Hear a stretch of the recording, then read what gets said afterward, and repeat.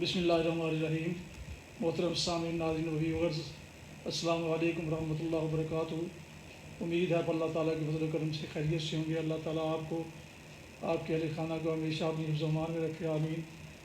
راہ ہدایت و نجات کے سلسلے کا ولاگ درس قرآن کا آغاز کرتے ہیں۔ مدرس ہوں گے جناب قاری حافظ مولانا محمد اقبال صاحب، خطیب جامعہ مسجد نگینہ محلہ انصاریہ شیخوپورہ۔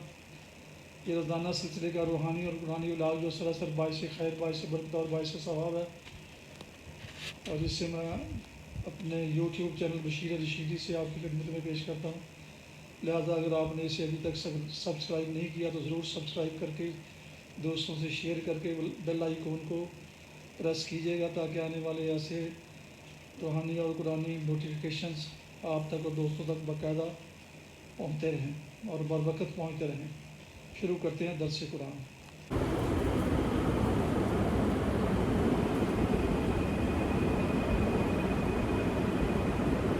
الحمدللہ وکفیٰ والصلاۃ والسلام علی من لا نبی بعد، اما بعد فاعوذ باللہ من الشیطان الرجیم۔ بسم اللہ الرحمن الرحیم۔ ان الذین یخشون ربهم بالغیب لهم مغفرۃ واجر کبیر واسروا قولکم او اجہروا بہ انہ علیم بذات الصدور الا یعلم من خلق وهو اللطیف الخبیر۔ صدق اللہ العظیم۔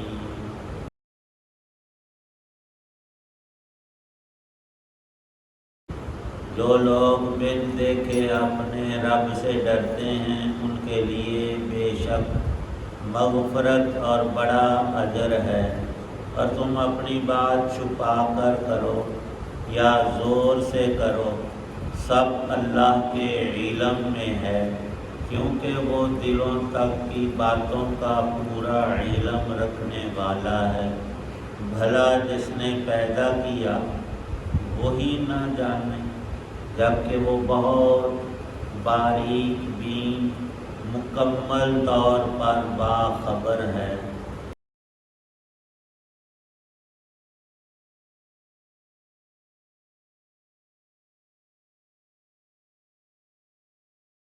سورہ ملک کی آیت 12، 13 اور 14 ہیں۔ ان تین آیات میں اللہ تعالی شان اہل ایمان کا ذکر فرمایا، جن کو آخرت میں نجات اور دنیا کی خیر اور بلائی نیکی کی توفیق ملی۔ اس کی بنا یہ تھی کہ اپنے رب کے خوف سے، خشیت اور ڈر سے، اللہ کو دیکھا نہیں لیکن بن دیکھے ڈرتے ہیں اور بچتے ہیں، اور گناہوں کو ترک کرنے والے یخشون ربهم بالغیب، ان کے لیے اللہ پاک نے مغفرت، نجات، بخشش اور اجر کبیر کا ذکر یہاں فرمایا ہے۔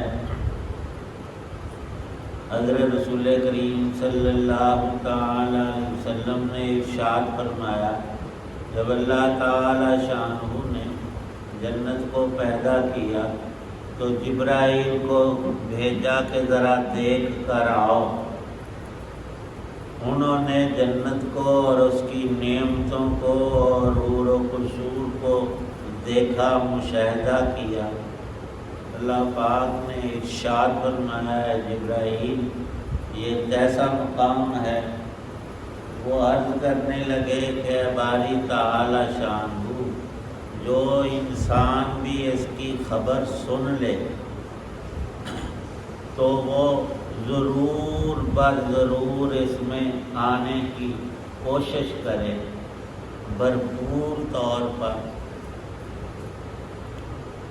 پھر اللہ تعالی شانہ نے جہنم کو پیدا کیا اور اس کے ملاحدہ کو بھیجا، جبرائیل کو، پوچھا کہ کیسی جگہ ہے؟ عرض کرنے لگے باری تعالی شان جس انسان کو اس کی بنت بھی پڑ جائے تو وہ توبہ کر جائے اور کبھی ایسا کام نہ کرے جس میں داخل ہونے کا سبب ہو۔ پھر اللہ تعالی شانہ نے فرمایا کہ اب جنت کو دوبارہ دے، اس کے ارد گرد باڑ لگا دی خواہشات، دنیا کی لذات اور ان چیزوں کی۔ تو جبرائیل نے دیکھ کر عرض کیا کہ اے باری تعالی شانہ اب تو کوئی اکا دکا ادھر آئیں گے، ان خواہشات کی باڑ میں پھنس کر رہ جائیں گے۔ اور دوزخ پر اللہ تعالی شانہ نے مکارہ لکھا ہے جسے پاک میں کہ جنت کے ارد گرد مکارہ، دل کی ناپسند چیزیں، فجر کے وقت اٹھنا، میٹھی نیند کو ترک کرنا، وضو کرنا اور نماز، یہ چیزیں انسان کے نفس کو ناپسند ہیں، ان کی باڑ کی۔ اور دوزخ کے ارد گرد حق تعالی شانہ نے یہ دنیا کی عارضی لذات، خواہشات اور امکانات یہ چھوڑ دیے۔ تو جبرائیل نے کہا کہ جنت میں آپ کم ہی آئیں گے، سارے دوزخ کی ان عارضی چیزوں میں پھنس کر رہ جائیں گے۔ اللہ تعالی شانہ ارشاد فرماتے ہیں کہ ہمارے مخلص بندے ہر زمانے میں سب سے پہلے تو اس گروہ مقدس میں اللہ کے پیغمبر ہیں، پھر ان کے سچے متبعین ہیں، پھر الی یوم القیامہ اللہ کے خاص بندوں کا ایک حزب اور حزب اللہ گروہ رہے گا ہر زمانے میں، ہر جگہ میں۔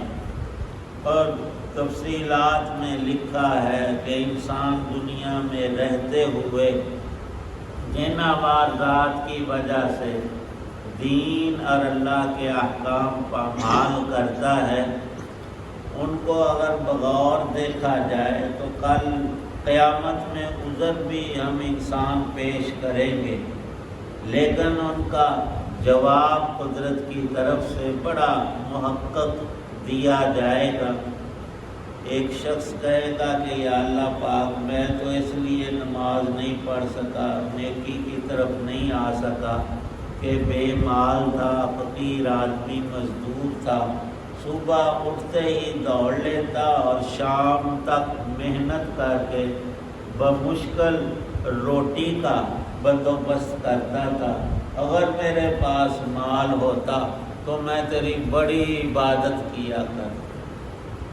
اللہ پاک حضرت سیدنا عیسیٰ علیہ نبینا علیہ الصلاۃ والسلام کو پیش کریں گے کہ اس ہمارے بندے کا دنیا میں کوئی گھر، کوئی مکان، کوئی ٹھکانہ اور اس کی ملک میں کوئی چیز نہیں تھی، لیکن انہوں نے اللہ کے ہر حکم کو پورا کیا۔ بادشاہ کو لایا جائے، وہ کہے گا کہ یا اللہ میں حکومت میں نہ پھنستا، اقتدار کا نشہ میرے دماغ پر نہ سوار ہوتا، تو اللہ پاک فرمائیں گے سلیمان علیہ السلام کو سامنے لا کر کہ تیری بادشاہت بڑی تھی یا ہمارے بندے سلیمان کی؟ تیری بادشاہت دنیا کے ایک چھوٹے خطے پر اور یہ روئے زمین کا بادشاہ تھا، اور جنات اور پرندے بھی اس کے تابع ہوائیں بھی تھی، لیکن ہمارے اس بندے نے ایک پلک جھپکنے کے برابر گناہ نہیں کیا، اور یہ تو ساری زندگی باوجود اتنی عظیم ترین بادشاہت کے نیکی میں گزار کر آئے ہیں۔ اب تعالی شانہ کے ہاں ایک بیمار پیش ہو، کہے گا کہ یا اللہ میں تو زندگی میں اکثر بیمار رہا، تندرستی ہوتی تو میں نیک اعمال کرتا۔ اللہ پاک فرمائیں گے ہمارے اس بندے ایوب کو دیکھ، اس سے زیادہ تو بیمار، یہ تو بیچارہ ہل جل بھی نہیں سکتا تھا، کروٹ نہیں لے سکتا تھا، اور کئی سالوں تک اسی عارضے میں مبتلا رہ کر بھی رب کی یاد سے ایک لمحہ غافل نہیں ہوئے۔ تو دنیا میں پیش آنے والے یہ حالات انسان کو نیکی سے روک نہیں سکتے۔ کرنے والوں نے ہر حال میں اللہ کی اطاعت اور اللہ کے سچے رسولوں کی اطاعت کی ہے۔ من یطع الرسول فقد اطاع اللہ واسروا قولکم، دوسری آیت میں ارشاد ہے، اے بندے دنیا کی آنکھ سے انسانوں سے تو چھپ سکتا ہے، اللہ ایسی باخبر ذات ہے، اس سے کوئی چیز چھپی ڈکی نہیں۔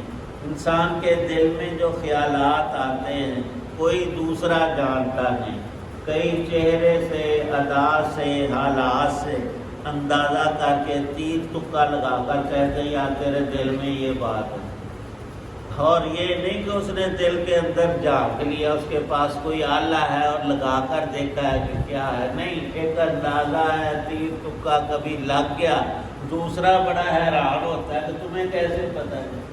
کوئی تیرے چہرے سے، تیرے احوال سے، تیرے ماحول سے وہ کچھ باتیں جانتا تھا، اس نے کچھ وہ باتیں ملا کر ایک نتیجہ بنایا تو وہ ٹھیک نکل آیا۔ لیکن یہ ایک آدھ بات ہوتی ہے، پر کسی کے دل میں دیکھ لینا یہ کسی انسان کے بس کی بات نہیں ہے۔ حق تعالی شانو فرماتے ہیں دلوں کے راز اللہ ہی جانتے ہیں، دل میں بندہ کیا خیالات پکا رہا ہے اور دل و دماغ میں کیا ہے ایک ہی ذات جانتی۔ خیالات جو آ رہے ہیں وہ تو اللہ پاک جانتے ہیں، جو بھی آئے نہیں بعد میں آئیں گے ان کا بھی پورا علم ہے اور خبر ہے۔ الا یعلم من خلق، اللہ کا ارشاد ہے کہ بندے میں نے تجھے پیدا کیا اور مجھے پتہ ہی نہیں ہوگا کہ میں نے کیا پیدا کیا اور اس سے کیا نمودار ہوگا۔ اگر یہ یقین حاصل ہو جائے تو ہر نیکی پھر آسان ہے، اور اس میں اللہ نے ایک ایمانی کشش رکھی ہے اور ایک لطف ہے نیکی کا بھی، لیکن وہ تب حاصل ہوتا ہے جب انسان تقوی اختیار کرے، گناہوں کو ترک کر کے نیک عمل کرے گا تو اس میں ایک چاشنی اور ایک لذت، اور حدیث پاک کا لفظ ہے حلاوت، ایک مٹھاس اللہ نے نیک عمل میں رکھی ہے، پھر وہ اس سے چھوٹے گی نہیں۔ حق تعالی شانہ ہمیں بھی حلاوت ایمانی نصیب فرمائے۔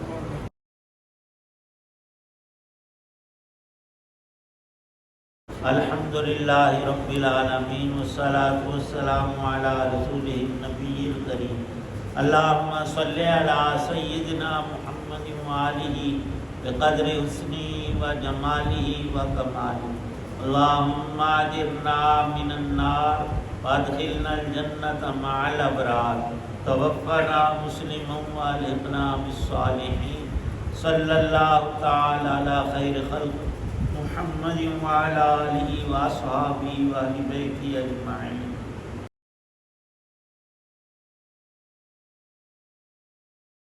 محترم سامعین، ناظرین، ویورز، آپ سن رہے تھے اور دیکھ رہے تھے راہ ہدایت و نجات کے سلسلے کا ولاگ درس قرآن، جس میں آج سورہ الملک کی آیات مبارکہ 12 تا 14 کی تلاوت، ترجمہ، تفسیر بیان کی گئی۔ مدرس تھے جناب مولانا محمد اقبال صاحب۔ ایک دفعہ پھر گزارش ہے کہ یہ روزانہ سلسلے کا ولاگ، روحانی اور قرآنی ولاگ جو سراسر باعث خیر، باعث برکت اور باعث ثواب ہے، تقریباً روزانہ اس میں اپنے یوٹیوب چینل بشیر رشیدی پر اپلوڈ کرتا ہوں۔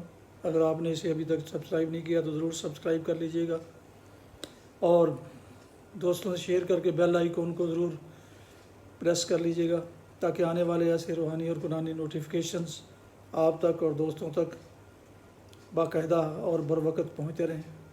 اللہ تعالیٰ آپ کا حامی و ناصر ہو، اللہ تعالیٰ آپ کو، آپ کے اہل خانہ کو ہمیشہ اپنی حفظ و امان میں رکھے، آمین۔